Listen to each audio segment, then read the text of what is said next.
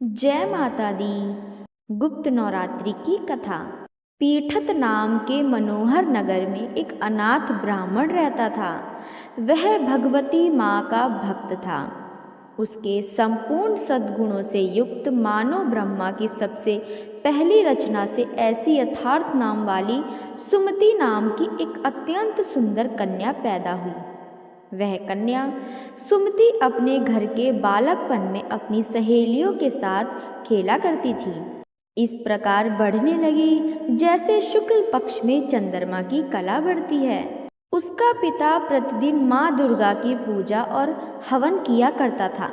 उस समय वह भी नियम से वहाँ उपस्थित होती थी। एक दिन वह सुमति अपने सखियों के साथ खेलने में लग गई और माँ भगवती के पूजन में उपस्थित नहीं हुई।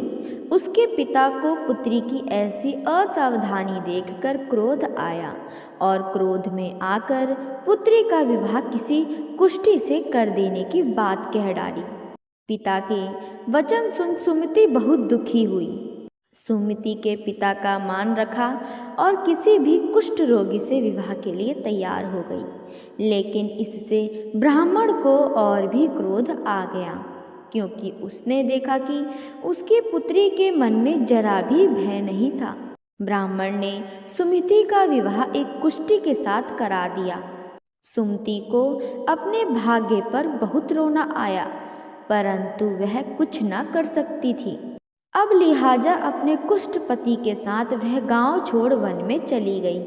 वन में अपने भाग्य को कोसती हुई वह बार बार माता भगवती यानी माँ दुर्गा को पुकारने लगी कि तभी माँ दुर्गा वहाँ प्रकट हो गई। सुमति ने माँ दुर्गा से पूछा कि बिना किसी तपस्या के वह सुमति के सामने कैसे आई। तब सुमति को माँ दुर्गा ने बताया कि पिछले जन्म की तपस्या का वरदान वह इस जन्म में देने आई हैं। माता रानी ने सुमति को वरदान मांगने के लिए कहा और उसे मनोवांछित फल देने का वचन दिया।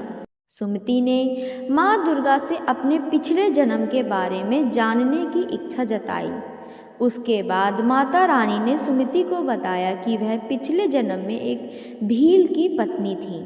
दोनों भील पति पत्नी पवित्र मन के साथ सभी व्यक्तियों की सहायता करते थे।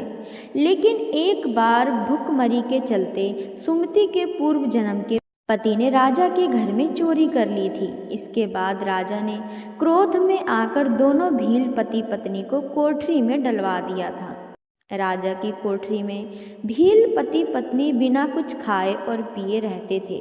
वह समय माता के 9 दिनों का था, यानी कि अश्विन शुक्ल पक्ष की प्रतिपदा से लेकर 10वीं तक दोनों भूखे प्यासे रहे।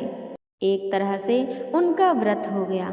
उस जन्म में व्रत समापन कर दोनों की मृत्यु हो गई, इसलिए उसका फल माता इस जन्म में देने आई हैं। सुमति ने वरदान में माता से अपने पति का कोढ़ दूर करने के लिए कहा। माँ दुर्गा ने सुमति के पति का कोढ़ दूर कर दिया और उसके पति को सोने सा सुंदर शरीर प्रदान किया। माँ भगवती की कृपा से सुमति के पति का शरीर कुष्ठहीन होकर अति कांति युक्त हो गया था। माँ दुर्गा की सच्चे हृदय से की गई पूजा कभी भी विफल नहीं होती और इन नवरात्रों के 9 दिनों का व्रत रख माता से पूर्ण श्रद्धा से जो भी मांगा जाए वह अवश्य पूरा करती है। बोलिए जय माता दी।